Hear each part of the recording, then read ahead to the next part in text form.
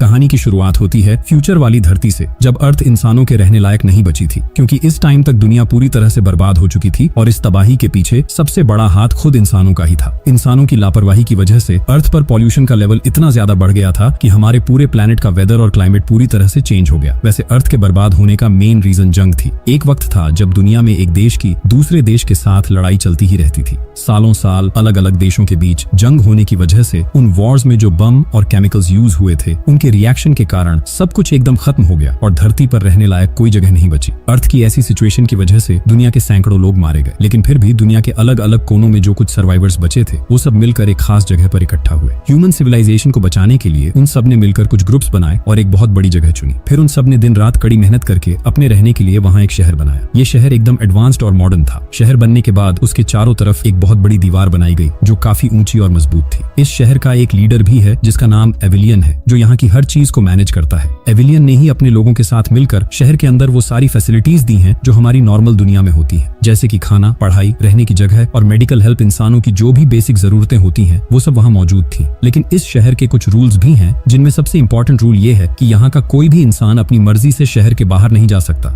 मतलब शहर के चारों तरफ जो दीवार है उसे पार करना वहाँ के हर इंसान के लिए सख्ती से मना था। अब एविलियन के लोग यहाँ के सभी लोगों को बताते हैं कि इस दीवार के बाहर रहने लायक कोई भी जगह नहीं बची है और अगर कोई इंसान इस दीवार को पार करके बाहर जाता है तो वो दुनिया के मौजूदा एटमॉस्फेयर के साथ तालमेल नहीं बिठा पाएगा, जिसकी वजह से उसकी तुरंत मौत हो जाएगी। इसीलिए जान जाने के डर से अब तक किसी भी इंसान ने उस दीवार को पार करने की हिम्मत नहीं की। एविलियन के लोग ये भी बताते हैं कि इस शहर के अंदर जितने लोग हैं बस वही अब इस दुनिया में जिंदा बचे हैं। इस शहर के बाहर एक भी इंसान जिंदा नहीं है। एविलियन और उसकी पूरी टीम एक अलग ही पावरफुल ग्रुप थी। उन सब ने मिलकर शहर के हर नागरिक के लिए काफी सख्त नियम बनाए थे, जैसे कि शहर के हर इंसान पर होलोग्राम वीडियो के जरिए नजर रखी जाती है, जिसकी वजह से कोई चाहकर भी नियमों के बाहर नहीं जा सकता। यहाँ तक कि कोई दीवार पार करने की सोच भी नहीं सकता, क्योंकि लगातार निगरानी होने की वजह से जो भी अब तक दीवार पार करने की कोशिश करता है वो तुरंत पकड़ा जाता है। और अगर कोई इंसान दीवार पार करते हुए पकड़ा गया तो उसे शहर के सबके सामने मौत के घाट उतार दिया जाता है। इस शहर के नियम तोड़ने की यही सजा थी, इसलिए किसी की हिम्मत नहीं होती थी। इसी तरह बहुत साल बीत जाते हैं और हर इंसान उन्हीं नियमों के बीच अपनी जिंदगी गुजार रहा है। इसके बाद हम एक लड़के और लड़की को शहर की एक जगह पर खड़े देखते हैं। लड़के का नाम ट्रेस है और लड़की का नाम टॉबी। वो दोनों एक दूसरे से प्यार करते हैं और यहाँ इस शहर के बारे में बातें कर रहे थे। ट्रेस टॉबी से कहता है, बचपन से ही मेरी बहुत इच्छा है कि मैं देखूं इस दीवार के पीछे आखिर है क्या, हम क्यों इस दीवार के अंदर कैद रहे। मुझे तो कभी कभी शक होता है कि हमें हमेशा इन चार दीवारों के बीच ही क्यों रहना पड़ता है। हम चाहे तो धीरे धीरे पूरी दुनिया में इंसानों की आबादी बढ़ा सकते हैं और आखिर क्यों हमें कभी दीवार के बाहर जाने नहीं दिया जाता। तुम देख लेना, एक दिन मैं इस दीवार के बाहर जरूर जाऊंगा। क्या तुम इस मिशन में मेरे साथ दोगी? टॉबी तब ट्रेस की बात मान जाती है। वो भी असल में उस दीवार को पार करना चाहती है। वो भी देखना चाहती है कि बाहर की दुनिया में क्या है। क्या वाकई दुनिया में कोई जिंदा नहीं बचा है या फिर उन्हें धोखा दिया जा रहा है। अब जब वो दोनों इन सब चीजों के बारे में बात कर रहे थे, तभी शहर के बीचों बीच एक होलोग्राम वीडियो चालू होता है।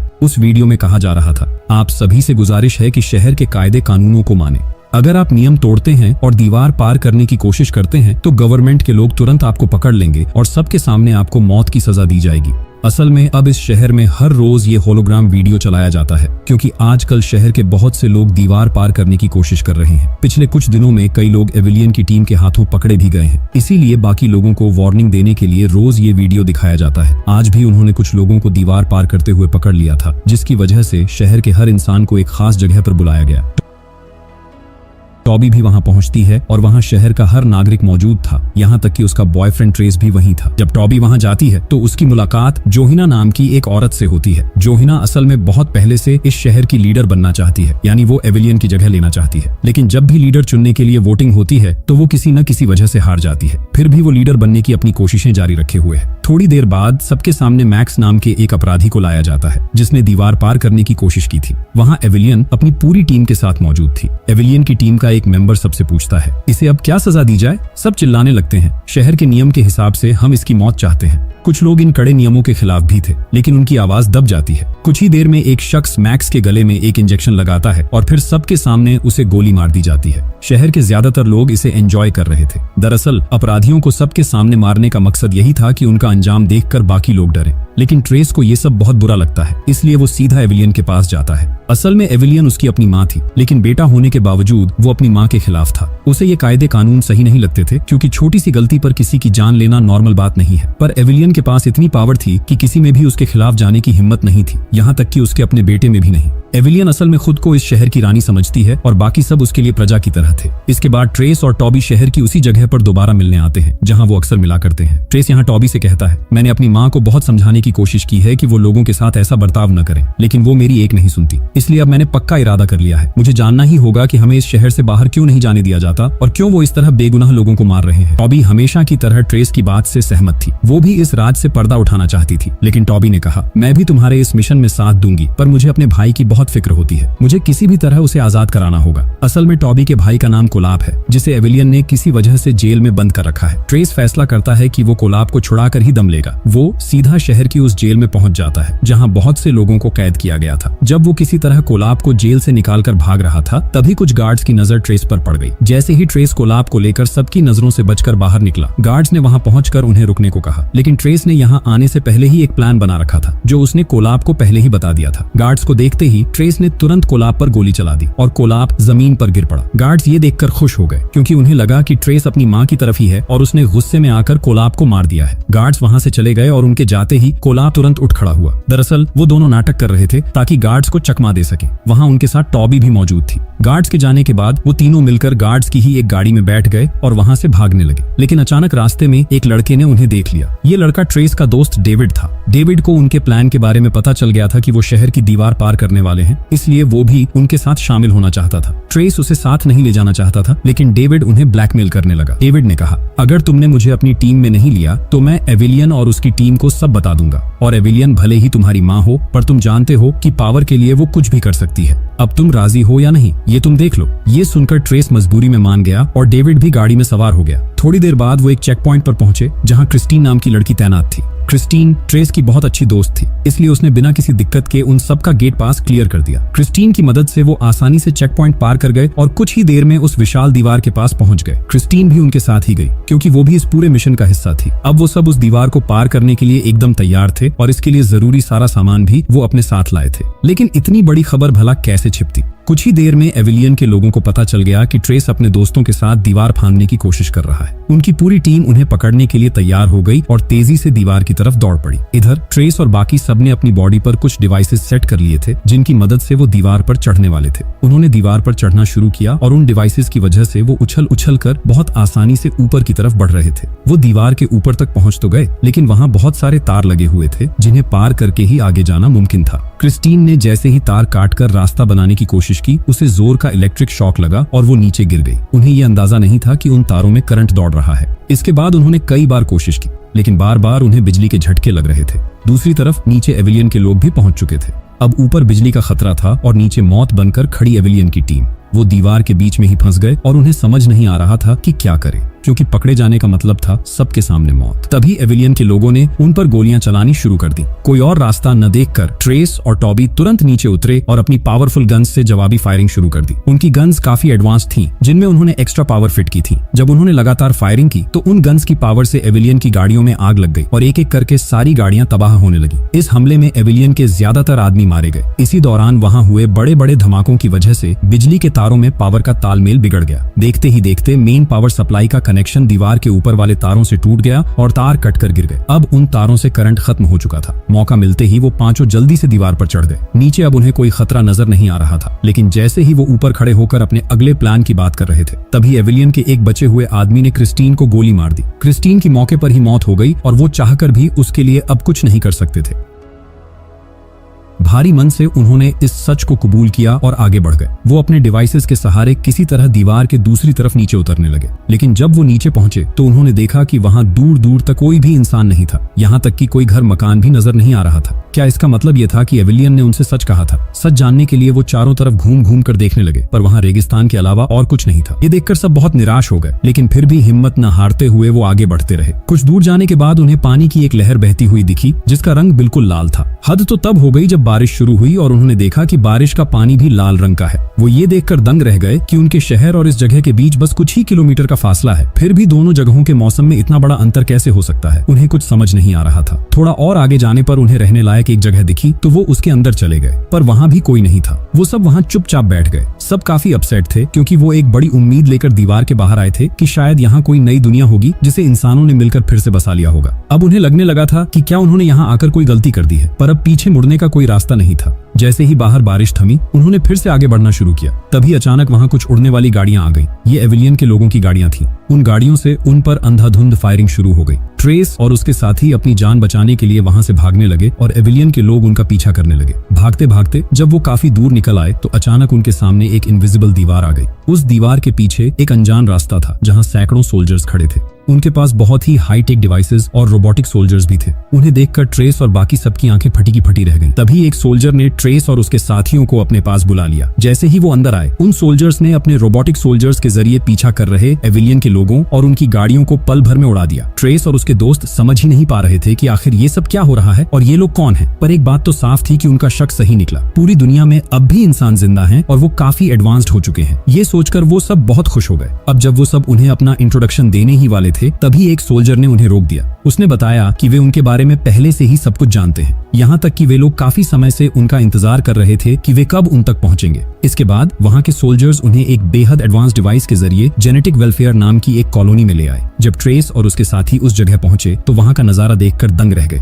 उन्हें अपनी आंखों पर यकीन ही नहीं हो रहा था कि दुनिया इतनी तरक्की कर चुकी है। वहाँ की हर चीज इतनी मॉडर्न थी कि उन्हें लगा जैसे वे कई साल आगे के फ्यूचर में आ गए हों। वहाँ मौजूद हर इंसान उन्हें पहले से पहचान रहा था। वहाँ उन सबको एक प्लाज्मा ग्लोब के जरिए कुछ खास चैम्बर्स में ले जाया गया, जहाँ उन्हें स्कैन करके पूरी तरह से रिफ्रेश कर दिया गया। जब वे कॉलोनी के बिल्कुल अंदर पहुंचे तो उन्होंने देखा कि उनके कपड़े अपने आप बदल चुके हैं और अब वे सब सफेद रंग की ड्रेस में थे। तभी उनके सामने कुछ वीडियो प्रोजेक्ट्स चालू हुए जिन्हें बहुत पहले ही तैयार किया गया था। इन वीडियो के जरिए उन्हें बताया गया कि आज से कई साल पहले पृथ्वी पर पॉल्यूशन इतना बढ़ गया था कि ये इंसानों के रहने लायक नहीं बची थी। लोगों को खतरनाक बीमारियां होने लगी थीं और आबादी तेजी से गिरने लगी थी। अगर ऐसा ही चलता रहता तो एक दिन इंसान पूरी तरह खत्म हो जाते। अब वैज्ञानिकों ने काफी रिसर्च के बाद एक रास्ता निकाला, डीएनए मॉडिफिकेशन। उस वक्त नई टेक्नोलॉजी की मदद से हर इंसान के डीएनए को मॉडिफाई किया गया। इस बदलाव से लोग अंदर से बिल्कुल परफेक्ट हो रहे थे। उनकी इम्यूनिटी इतनी बढ़ गई कि पॉल्यूशन उनका कुछ नहीं बिगाड़ पा रहा था। लेकिन इस डीएनए मॉडिफिकेशन के कुछ साइड इफेक्ट्स भी थे। इसने कुछ लोगों को बहुत ज्यादा ताकतवर बना दिया तो कुछ को बहुत कमजोर। जो लोग ताकतवर वाली कैटेगरी में आए वे धीरे धीरे बहुत बेदर्द और पत्थर दिल होते गए।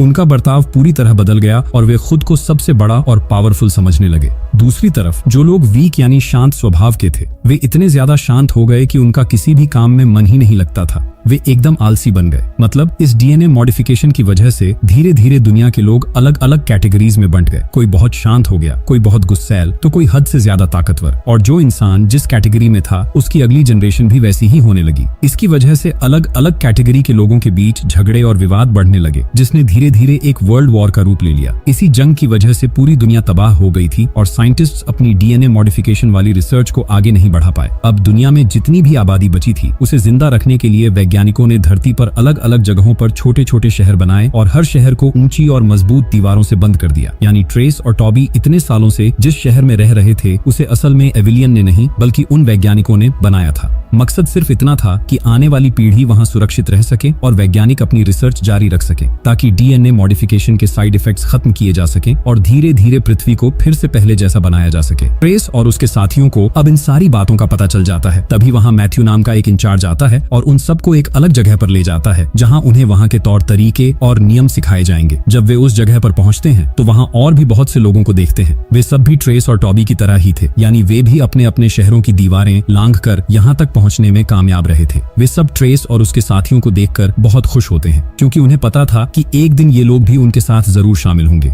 इसके बाद मैथ्यू वहां ट्रेस और उसकी टीम को बाकी सभी लोगों से मिलवाता है। दूसरी तरफ हम एविलियन और उसके लोगों को देखते हैं जो बहुत ज्यादा गुस्से में थे। एविलियन अपने बेटे ट्रेस की इन हरकतों के बारे में जानकर बुरी तरह भड़क जाती है और अपनी टीम के लीडर मार्क को जंग के लिए तैयार रहने का हुक्म देती है। इधर ट्रेस, टॉबी और उनके साथी यहाँ की हर चीज को करीब से देख रहे थे। वैसे तो यहाँ सब कुछ ठीक ठाक लग रहा था, लेकिन फिर भी ट्रेस और टॉबी को कुछ गड़बड़ होने का शक हो रहा था। खासकर ट्रेस को ये सब कुछ हजम नहीं हो रहा था। जब वो दोनों इस बारे में बात कर रहे थे तभी वहाँ मैथ्यू आ जाता है। मैथ्यू टॉबी से कहता है कि यहाँ के डायरेक्टर ने उसे इमरजेंसी में बुलाया है और वो भी अकेले। ट्रेस टॉबी को अकेले नहीं भेजना चाहता था, पर वो कुछ कर भी नहीं सकता था क्योंकि आखिर इन लोगों ने ही उनकी जान बचाई थी और उन्हें खाना, कपड़े और रहने की जगह दी थी। टॉबी मैथ्यू के साथ डायरेक्टर के पास चली जाती है जिसका नाम टॉम था। टॉम टॉबी को देखकर बहुत खुश होता है और कहता है, हम सब इतने दिनों से तुम्हारा ही इंतजार कर रहे थे। हमें तुम्हारे जैसे ही लोगों की जरूरत है जिनका डीएनए एकदम फ्रेश हो। अगर हम तुम्हारे डीएनए पर रिसर्च करते हैं तो इसमें कोई साइड इफेक्ट नहीं होगा क्योंकि तुम्हारा डीएनए बहुत पावरफुल है। टॉम उसे बताता है कि जब वो लोग यहाँ आए थे तब प्लाज्मा चैम्बर में उनके डीएनए की जांच की गई थी। उन सब में टॉबी ही इकलौती ऐसी इंसान है जिसका डीएनए इतना स्ट्रॉन्ग और नॉर्मल है। टॉम कहता है, डीएनए मॉडिफिकेशन के बाद तुम अगली जनरेशन हो तो तुम पर भी जेनेटिक असर होना चाहिए था, लेकिन तुम्हारा डीएनए एक नॉर्मल इंसान की तरह रिपेयर हो चुका है। हम बस ये जानना चाहते हैं कि ये रिपेयर कैसे हुआ ताकि हम बाकी लोगों का डीएनए भी ठीक कर सकें। टॉबी को टॉम से ये भी पता चलता है कि उसकी माँ भी कभी इन्हीं लोगों के साथ काम करती थी। उसकी माँ का जन्म इस जहरीले माहौल में हुआ था, तब इसी कॉलोनी के लोगों ने उनकी जान बचाई थी। बाद में उसकी माँ भी इस रिसर्च से जुड़ गई थी। टॉबी को थोड़ा शक तो होता है, लेकिन जब टॉम उसे उसकी माँ की कुछ पुरानी यादें दिखाता है तो उसे यकीन हो जाता है। टॉबी सोचती है कि अगर उसके जरिए आने वाली पीढ़ियां बच सकती हैं तो इसमें कोई बुराई नहीं है और वो रिसर्च के लिए मान जाती है। टॉम से बात करने के बाद टॉबी ट्रेस के पास जाती है और उसे सब सच सच बता देती है, लेकिन ट्रेस को ये बात बिल्कुल पसंद नहीं आती और वो टॉबी को इस रिसर्च से दूर रहने को कहता है। टॉबी उसे समझाने की कोशिश करती है कि ये पूरी दुनिया के लिए जरूरी है और उसकी माँ का भी यही सपना था। आखिर में ट्रेस भी मान जाता है। अब टॉबी का रोज का काम रिसर्च के लिए टॉम के पास जाना बन गया था। वहीं दूसरी तरफ ट्रेस और उसके एक साथी को रोज मिलिट्री ट्रेनिंग दी जाने लगी क्योंकि उनका डीएनए काफी स्ट्रॉन्ग था और वो इस ट्रेनिंग को बहुत अच्छे से हैंडल कर सकते थे। दूसरी तरफ ट्रेस के बाकी दो साथियों कोलाप और डेविड को पूरे शहर की देखरेख की जिम्मेदारी दी जाती है। मौसम से लेकर शहर के हर कोने में क्या हो रहा है इन सब पर नजर रखना अब उनका काम था। यहाँ तक कि वे उस पुराने शहर पर भी नजर रख सकते थे जिसकी दीवारें फांदकर वे आए थे। ये सब वे एडवांस टेक्नोलॉजी के जरिए आराम से कर पा रहे थे, इसलिए उन्हें अपनी ये जॉब काफी इंटरेस्टिंग लग रही थी। उधर ट्रेस और उसकी दोस्त लीना दिन रात मिलिट्री ट्रेनिंग में जुटे हुए थे। एक एक करके वे फाइटिंग की मुश्किल से मुश्किल स्किल्स सीख रहे थे। वे दोनों पहले से ही काफी स्ट्रांग थे, इसलिए बहुत कम समय में उनका ट्रेनिंग लेवल काफी ऊपर पहुंच गया और वे हर लेवल को आसानी से पार कर रहे थे। एक दिन जब कोलाप अपने चेंबर में बैठकर शहर पर नजर रख रहा था तब उसने देखा कि एविलियन और जोहिना के बीच बहस हो रही है। जोहिना वही औरत थी जो शहर की लीडर बनना चाहती थी। उन दोनों के बीच लीडरशिप को लेकर झगड़ा इतना बढ़ गया कि उन्होंने एक दूसरे के खिलाफ जंग का ऐलान कर दिया। ये सब देखकर कोलाप परेशान हो गया और भागकर ट्रेस के पास पहुंचा। उसने बताया कि उनके पुराने शहर में बहुत बड़ी जंग छिड़ने वाली है। ट्रेस ये सुनकर काफी टेंशन में आ गया क्योंकि जंग का मतलब था मासूमों की मौत और शहर की तबाही।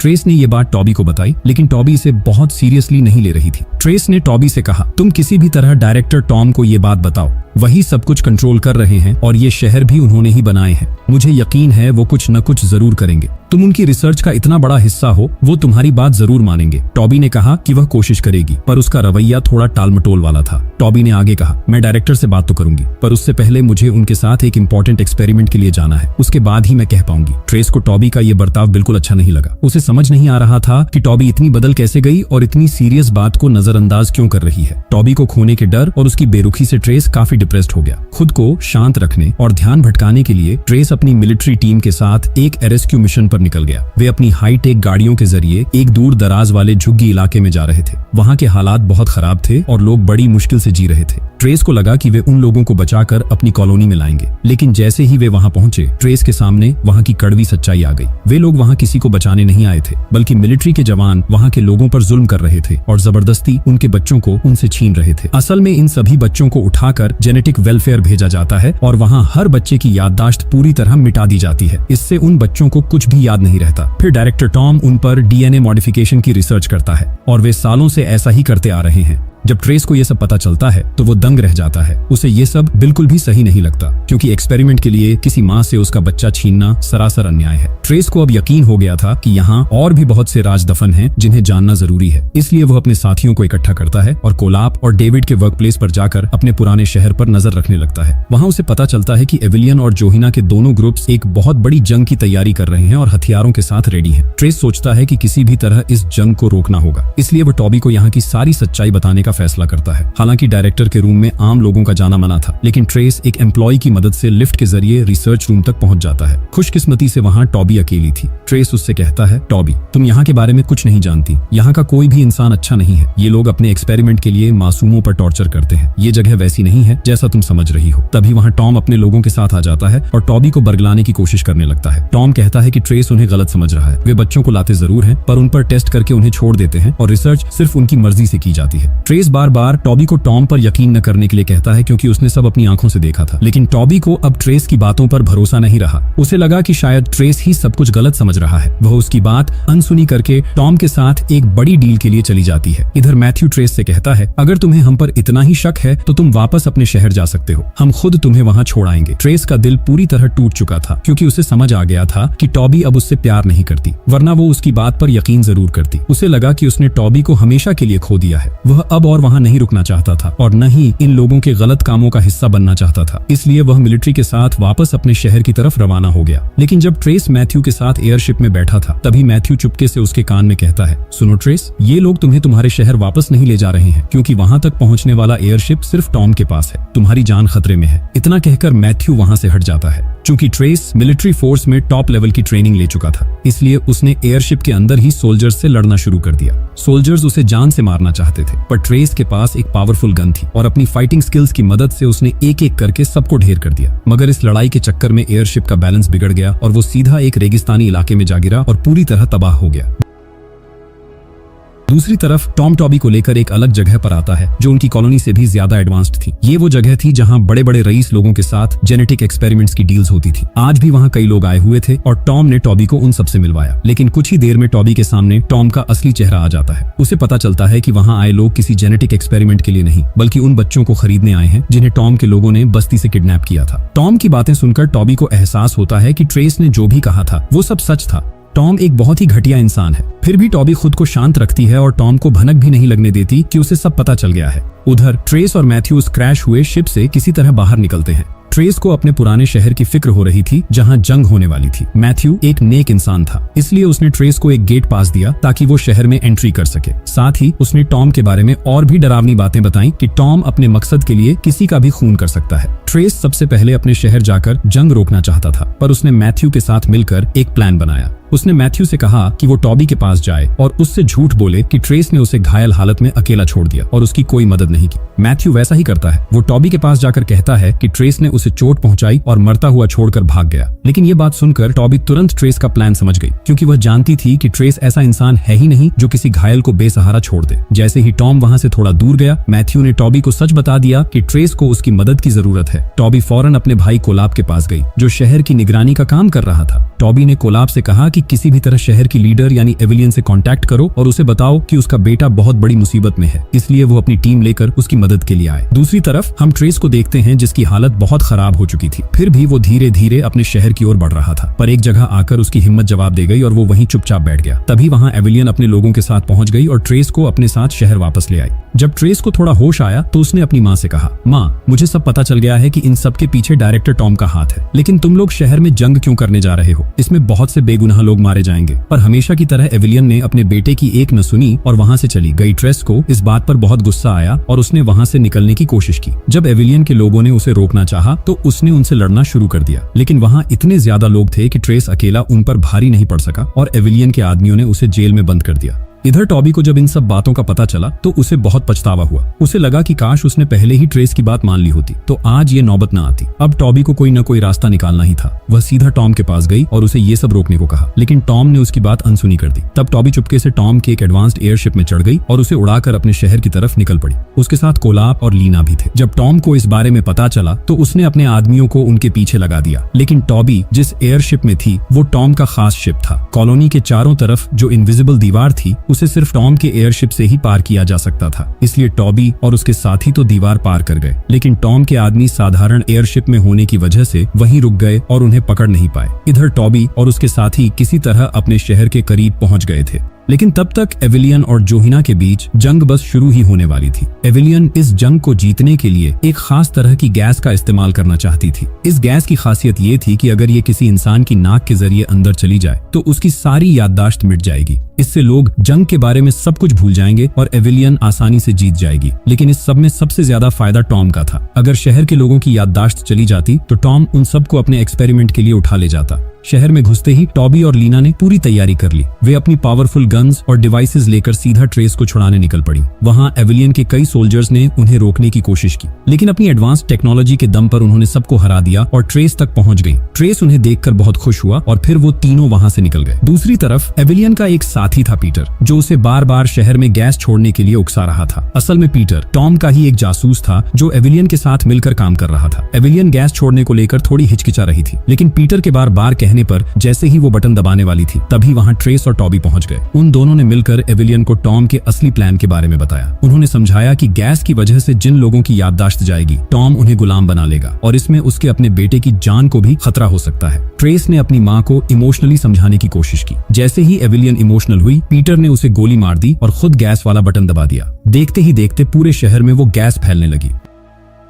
उधर कोलाब जब शहर के ये हालात देख रहा था तो वो टॉम के एयरशिप की टेक्नोलॉजी के जरिए इस गैस को रोकने का रास्ता ढूंढने लगा। टॉम इन सब पर नजर रखे हुए था। गैस धीरे धीरे पूरे शहर में फैल चुकी थी, यहाँ तक कि वो जमीन के नीचे पीटर की लैब तक भी पहुंच गई। पीटर को ये नहीं पता था कि गैस को बंद कैसे करना है, इसलिए अब उसे अपनी खुद की याददाश्त खोने का डर सताने लगा। डर के मारे उसने दरवाजा खोल दिया ताकि टॉबी और ट्रेस कुछ कर सके। टॉबी ने तुरंत चेक किया कि इस गैस का मेन सोर्स कहाँ है। उन्हें पता चला कि ये गैस एक अंडरग्राउंड टनल से आ रही है। ट्रेस फौरन उस टनल की तरफ भागा, लेकिन वहां टॉम उसे रोकने की पूरी कोशिश कर रहा था। असल में इस जगह की हर चीज का कंट्रोल टॉम के पास ही था, इसलिए वह वहां अलग अलग इल्यूशंस पैदा करके टॉबी को डिस्ट्रैक्ट करने की कोशिश कर रहा था। यहाँ तक कि वो अलग अलग डिवाइसेस के जरिए टॉबी को जान से मारना चाहता था। लेकिन टॉबी ने जेनेटिक वेलफेयर में बहुत ही कठिन ट्रेनिंग ली थी, जिसकी वजह से वो बड़ी आसानी से उन सभी इल्यूशंस और खतरों को पार कर गई। अब टॉम को खुद समझ नहीं आ रहा था कि वो किस जाल के जरिए टॉबी को रोके। इसी बीच टॉबी किसी तरह उस मेन सोर्स तक पहुंच गई जहां से वो गैस रिलीज हो रही थी। उसने बिना वक्त बर्बाद किए अपने पावरफुल हथियार से सीधे उस मशीन पर फायर किया और उसे तबाह कर दिया। मशीन के डिस्ट्रॉय होते ही गैस का निकलना बंद हो गया और जितनी गैस हवा में फैली थी वो धीरे धीरे गायब हो गई।